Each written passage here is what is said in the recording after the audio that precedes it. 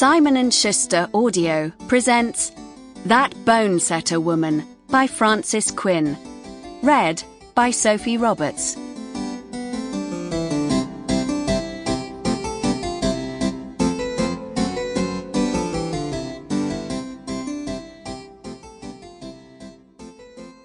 Chapter 1.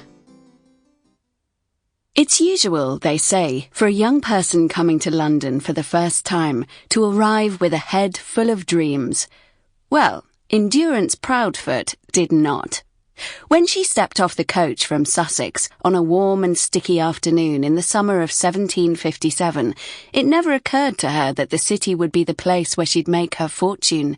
She was just very annoyed to be arriving there at all. "We're here, Durie. We're in London," said her sister Lucinda, blue eyes sparkling, though London couldn't take credit for that. Barring the times when they filled with tears, real or otherwise, Lucinda's eyes always sparkled. "Aren't you even a bit excited?" "No," said Durie, and pointed out their bags to the coachman handing down the baggage from the roof.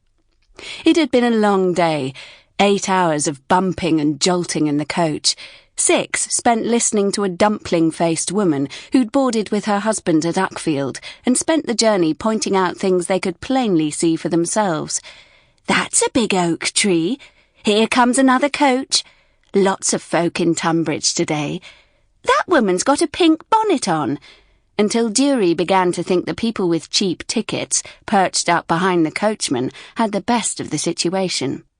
The husband answered each remark with a smile and a nod. Did he really not find her annoying at all, and entertained himself by watching the effect of the rutted roads on Lucinda's bosoms?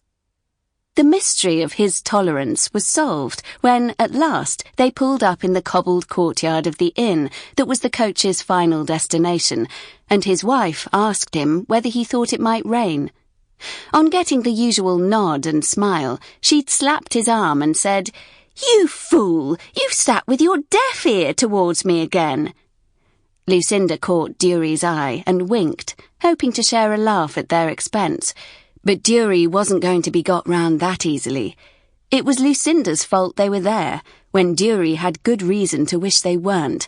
And if Lucinda thought she was going to think of it as an adventure, like she'd said as they waited for the coach that morning, she could go and scratch. Durie had won. Sample complete. Ready to continue?